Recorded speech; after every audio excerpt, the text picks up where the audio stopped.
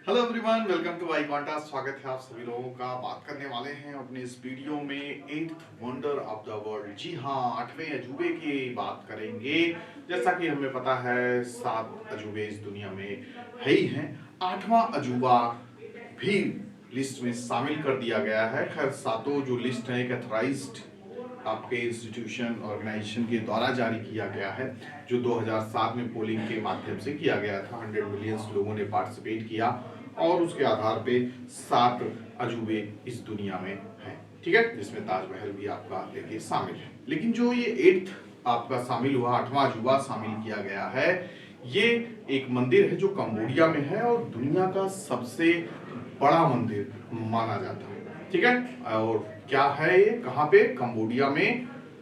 आप देखेंगे कि इसकी स्थिति क्या है और क्यों इतना ये यूनिक है। क्योंकि जो आपकी अब दी जाती, इसके पहले पोम्पई था इटली में, तो अब उसको पीछे छोड़ करके अंगकोर वाट का मंदिर जगह है, जो काफी प्राचीन, लगभग 800 साल पुराना ये मंदिर है। और इसको फाइनली जगह मिली है इसके वास्तुकला, आर्किटेक्चर स्टाइल को देखते हुए, इसकी जो यूनिकनेस है, एक्सक्लूसिवनेस है, इन सबको देखते हुए इसको 8वें अजूबों की लिस्ट में रखा गया है। तो क्या खासियत है, इन सब चीज़ों के बारे में जानेंगे और अपने ज्ञान को बढ़ाएंगे। तो चलिए देखते हैं। अंगोर वाट अब फाइनली शामिल कर दिया गया है विश्व के अजूबों की लिस्ट में। ठीक है, तो ये आप देख सकते हैं मंदिर कितने बेहतरीन तरीके से, जो इसका लुक है, इसकी आर्किटेक्चरल स्टाइल है, ये पूरा एक तरीके से कमल का जो गुंबद है, एक तरीके से 5 गुंबद है टोटल इसमें, तो कमल के आकार का है, जो वहाँ का काफी जाना माना पर्वत श्रृंखला को ये क्या करता है, रिप्रेजेंट करता है। ठीक है, Angkor Wat located in the heart of Cambodia, Cambodia में स्थित है, तो इसकी लोकेशन भी ध्यान में रखिए। तो ये इसके पहले जो है पोम्पई इन इटली, जो आपका जगह रखता था, उसको पछाड़ करके ये फाइनली 8वें स्थान पे पहुंचा है। तो ये already UNESCO world heritage site भी है। ठीक है, जो 1992 में इसको स्थान मिला था यूनेस्को वर्ल्ड हेरिटेज साइट में। ठीक है, तो फाइनली ये आपका अजूबों की लिस्ट में शामिल कर दिया गया है। 500 एकड़ में ये पूरा जो मंदिर का परिसर है, ये 500 एकड़ में फैला हुआ है और इसको क्या माना जाता है, largest religious monument in the world. अपने देश में नहीं है, दुनिया का सबसे बड़ा मंदिर। दुनिया का सबसे बड़ा रिलीजियस मॉन्यूमेंट्स कहाँ पे है, आपके कंबोडिया के अंगरकोर वट मंदिर। ठीक है, तो सबसे बड़ी चीज इसकी यही खासियत है। और किस देवता को समर्पित है, ये भी आपको जानना चाहिए। अब क्या स्थिति है, ये भी आपको जानना चाहिए। तो शुरुआत में ये विष्णु जी को समर्पित था, लेकिन धीरे धीरे ट्रांसफॉर्म हो गया।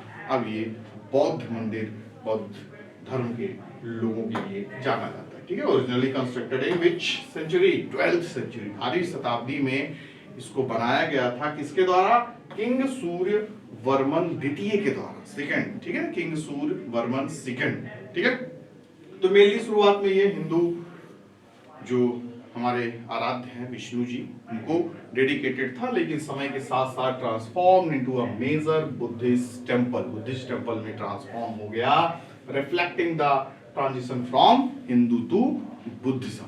ठीक है, तो इसमें क्या है कि जो पूरा इसका आर्किटेक्चरल स्टाइल है, जो नक्काशी वगैरह इसमें पूरा बना हुआ है, तो शुरू में आपके विष्णु जी जो आपके धार्मिक पौराणिक कथाओं के अनुसार सारी चीज़ों को, चाहे वो चित्र हो, चाहे इस लिखावट हो, उसमें पूरा कुरेदा गया है। तो ये सब सारी चीज़ें हैं। फिर उसके साथ साथ जो आपकी बुद्धिस्ट से रिलेटेड जो कथाएं वगैरह थी, उनकी कहानियों का वर्णन किया, वो एक क्रॉनिकल ऑर्डर में किया गया। सबसे बड़ी खास बात यही है। ठीक है ना, जैसे आपका कोई मूवी देखते हैं या कोई कहानी सुनते हैं, तो एक सिलसिलेवार तरीके से होता है, हर चीज लिंक से जोड़ा रहता है। तो यहाँ पर भी जो चीजें बनाई गई हैं दीवारों पर और नक्काशियां की गई, वो भी एक क्रॉनिकल ऑर्डर में, एक सीक्वेंस वाइज हैं, जो इसको काफी यूनिक बनाए। ठीक है, The site is renowned for its statue of eighth armed Vishnu, revered as protecting deity by the locals, यानी जो पहले लोग रहा करते थे, तो यहाँ पे एक विष्णु जी को रक्षक देवता के रूप में माना करते थे। ठीक है, उनके रक्षक हैं, वो 8 भुजाओं वाले विष्णु की पूजा किया करते थे और उनको अपने रक्षक देवता के रूप में मानते थे। ठीक है। तो उसके बाद हम देखते हैं, जैसा कि हमें पता चला 12th सेंचुरी में बना Angkor Wat. History is marked by its transformation from Hindu temple to Buddhist century. तो धीरे धीरे परिवर्तित होता चला गया, ठीक है। अब वही जैसे कि आपसे बोला ना कि visual journey through the religious and historical evolution of region, इसमें पूरी तरीके से हर चीज दिखाया गया है। यहाँ पे आप दीवारों पे जाके देखेंगे सारी चीजें, तो पूरी एक जर्नी है जो पौराणिक कथाएं, बुद्धिस्ट से रिलेटेड जो कथाएं वगैरह हैं, उनकी कहानियां वगैरह हैं, ये सब सारी चीजें, और इसको एक symmetry and precision featuring of 5 lotus, ठीक है ना। ये जो आपका देख रहे हैं यहाँ पे, जैसे कमल का फूल खिला रहता है, तो उसी तरीके से उसी फॉर्म में ये बनाया गया है, जो इसको काफी क्या मानता है, यूनिक मानता है, ठीक है। और जो यहाँ का पर्वत है माउंट मेरू, वही ये इसमें क्या करता है, रिप्रेजेंट करता है, ठीक है। ये माउंट मेरू पर्वत काफी यहाँ पे जाना माना पर्वत है, ठीक है। तो ये आप देख सकते हैं कितने बेहतरीन तरीके से कलाकृति की गई है, जो इसको सबसे यूनिक और सबसे बेहतरीन बनाता है। फोटो वगैरह आपके लिए लगा दिए हैं, जो इसके सुंदरता को देख रहे हैं, पूरा दृश्य सुबह शाम सूरज के समय भी काफी बेहतरीन लुक देगा, जो इसको एक बेहतरीन और सच में आपको देख के लगेगा कि सच में अजूबा है, जो सबसे अलग तरीके से पेश कर रहा है सारी कलाकृतियों को, सारे वास्तुकला को। देख रहे हैं कितनी अच्छी स्टाइल में, पूरा कमल की तरह ही पूरा आपका, माने से कमल की पंखुड़ी नीचे होती है, फिर उसके बाद उस तरीके से इसको दर्शाया गया है, जो इसको काफी बेहतरीन बनाता है। और भी कुछ पिक्स देखिए जो आपको लगेगा कि हाँ सचमुच एक यूनिक जगह है, जो 8वें अजूबे के रूप में इसको मान्यता दी गई है। लोग यहाँ पे घूमने फिरने जाते हैं, देखिए बुद्धिस्ट लोग भी अब यहाँ पे शामिल हो गए हैं। तो ये देखिए सूर्योदय का दृश्य और इसका मनमोहक दृश्य भी आपके सामने है, जो इसको एक बेहतरीन बनाएगा।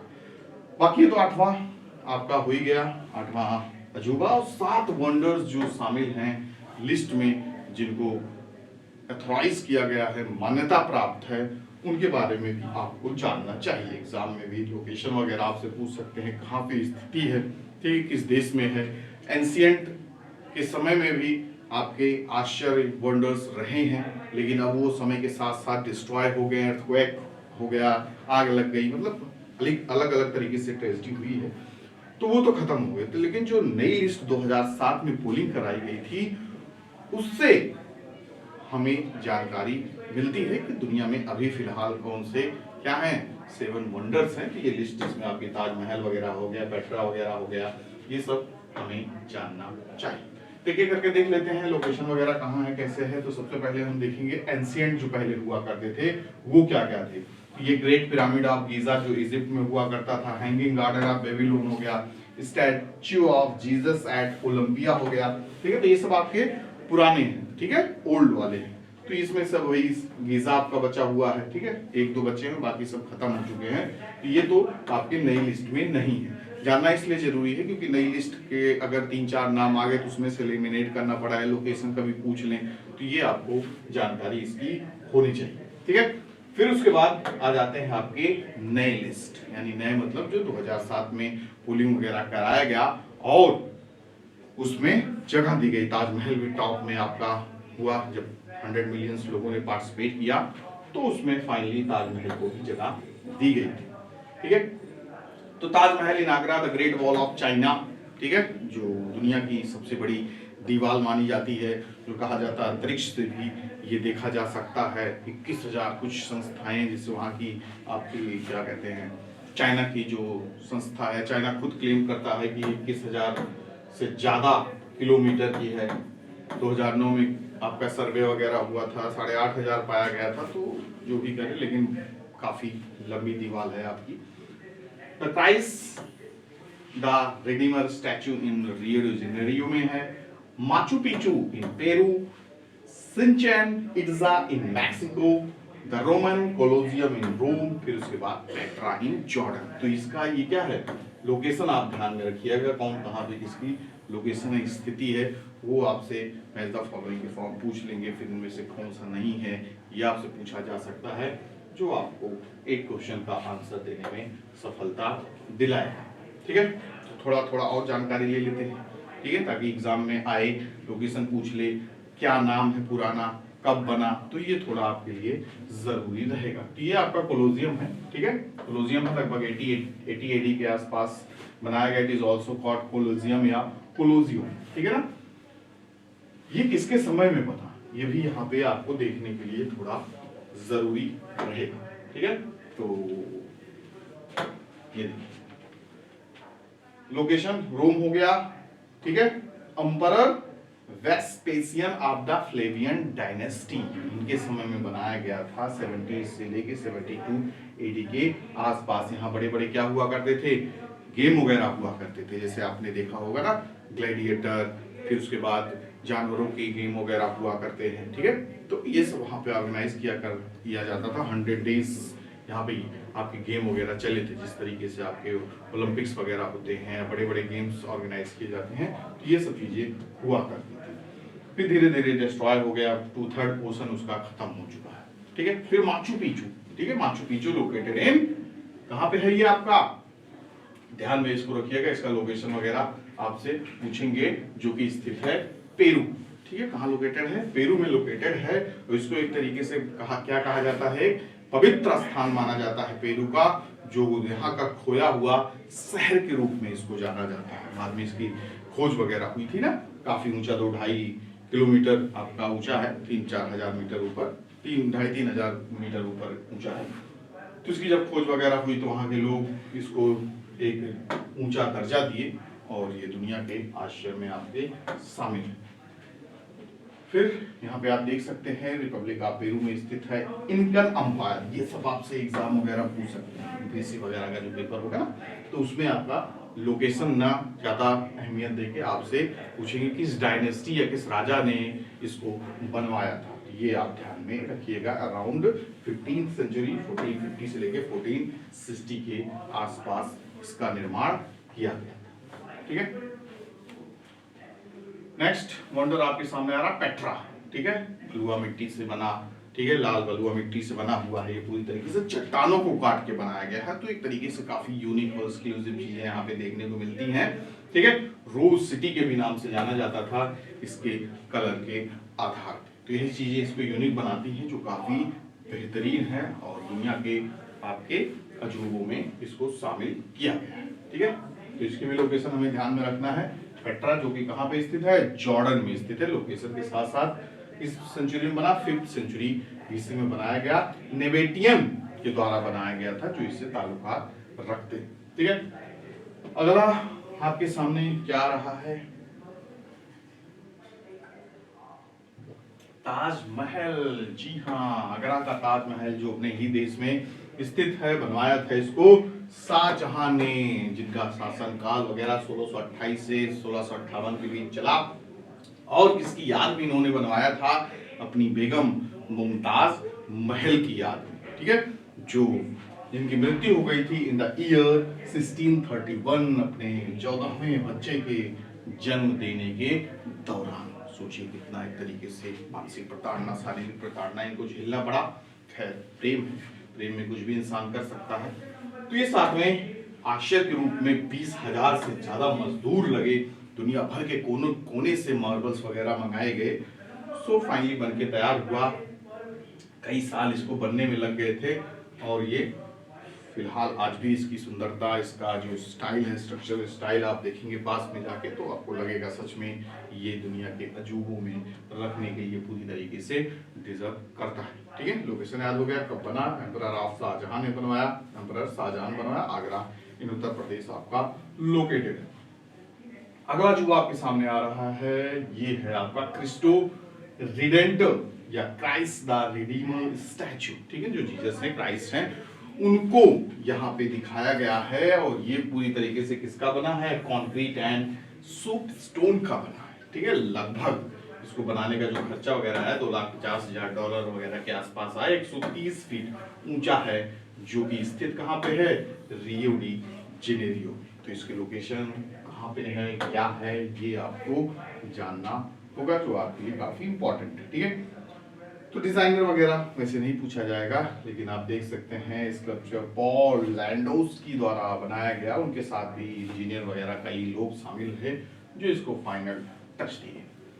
एंड लास्ट नहीं सिक्स्थ भी दो है आपके सामने, ग्रेट वॉल ऑफ चाइना। ठीक है, तो कई सारी डायनेस्टीज का इसमें हाथ रहा, क्योंकि ये 100-200 साल में नहीं बना। 5th सेंचुरी से लेके 16th सेंचुरी तक इसका निर्माण का कार्य चलता रहा। जो यहाँ के किंग थे, पहले किंग, उनकी कल्पना थी कि एक ऐसी दीवार हो जो बाहरी दुनिया के लोग हमारे यहाँ प्रवेश ना कर सके। ठीक है, एक तरीके से उसका प्रोटेक्शन करने के लिए अपने साम्राज्य की। लेकिन उसके बावजूद भी 12th सेंचुरी में चंगेज खान ने तोड़ ताड़ के आक्रमण कर दिया था। तो काफी बड़ी, जैसे कि आपसे बताया, लगभग यहाँ के चाइना का तो मानना 21,000 किलोमीटर दूर, 21,000 किलोमीटर लंबी है। ठीक है, कुछ का मानना है कि ये सिर्फ और सिर्फ 8,500 किलोमीटर है, 9,500 या 12,500। तो ऐसे से कई सारे क्लेम्स है, कुछ भी हो, जो कि अंतरिक्ष से दिखाई देता है, काफी बड़ा है, चौड़े भी है। ठीक है, लगभग 10 लोग एक साथ चल सकते हैं। ठीक है, 5-6 घोड़े एक साथ चल सकते हैं। ठीक है, और सबसे बड़ी बात, इतने मजदूर इसमें काम किए थे, क्या पता है आपको? 20 लाख से ज्यादा मजदूरों ने इस दीवार को बनाने में काम किया। और हैरानी की बात यही है कि 10 लाख मजदूर दफन हो गए इस दीवार के अंदर। अब दफन कैसे हो गए? अपने आप थोड़ी हो गए। इस दीवार को बनाने के लिए लगभग 10 लाख मजदूर मरे। भाई अलग अलग तरीके से मरे होंगे, कुछ गिर गए होंगे, कुछ काम करते हुए मर गए होंगे। ठीक है, अलग अलग स्थिति में मरे गए। तो इन्हीं को, जो मजदूर यहाँ पे मरे, उनको दफना दिया गया वहीं पे।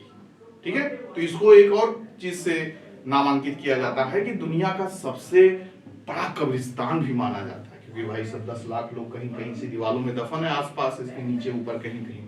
तो ये सबसे बड़ा कब्रिस्तान भी माना जाता है। ठीक है, तो ये सब इसके बारे में जानकारी रही, जो कि आपके लिए काफी इंपॉर्टेंट रहेगा आगे जाने के लिए। देख रहे हैं कितनी लंबी है भाई साहब, जहां से देखिए वहां तक चलती ही चली गई है। तो हर जगह ये बराबर भी है, कहीं 9 फीट लंबी है, कहीं 35 फीट लंबी है। तो इसी के आधार पे ही ये आपकी बनाई गई है यहाँ के लोकेशन। तो ये सब आप देख ही रहे हैं, stretches across north China from east to west. China में लोकेशन है। 7th सेंचुरी स्टार्ट हुआ, क्वीन डायनेस्टी, मिंग डायनेस्टी, कई सारे डायनेस्टीज भाई, 500-700 साल लगेगा बनाने में। तो कई सारी डायनेस्टीज तो आएंगी जाएंगी। ठीक है, और जो पहले किंग थे उनका ये मानना था कि ऐसा बनेगा। फिर उसके बाद लास्ट है आपका सिचन इट्जा। ठीक है, सिचन इट्जा ये भी शामिल है दुनिया के वंडर्स की लिस्ट में। तो ये भी आपको जानना चाहिए। इसकी लोकेशन आप ध्यान में रखिएगा, कहां पे है? मैक्सिको में। ठीक है ना, कहां पे है? मैक्सिको में है। और ये आपका बहुत बड़ा ट्रेड सेंटर वगैरह हुआ करता था in the 9th and 10th century के आसपास। कई बड़ी बड़ी बिल्डिंग्स हैं जो एक माया सिविलाइजेशन से ताल्लुकात रखते थे, ध्यान में रखना। आपका सिचन इट्जा पूछेगा किस सिविलाइजेशन से, तो माया सिविलाइजेशन से ताल्लुकात था इसका। तो ये सब चीजें आपके एग्जाम में पूछा जा सकता है, स्टैटिक पोर्शन या करंट अफेयर जैसे भी उसको जोड़ दें। ठीक है, तो आशा करता हूँ कि चीजें आपकी समझ में आई होंगी, काफी फैक्चुअल इंफॉर्मेशन आपको मिली होगी, जो आपकी प्रिपरेशन को एक बेहतर दिशा देगी। तो चैनल को लाइक सब्सक्राइब भी करें, ज़्यादा से ज़्यादा शेयर कर दें, लोगों को पता चले कि 8वें अजूबे के रूप में चीज़ें खोजी जा चुकी हैं। देखते हैं कब तक रहता है ये आपका जो मंदिर कंबोडिया में इसको लिस्ट में जगह मिली है। मिलते हैं नेक्स्ट वीडियो में नए ज्ञान की गंगा के साथ। Bye bye, take care to all of you.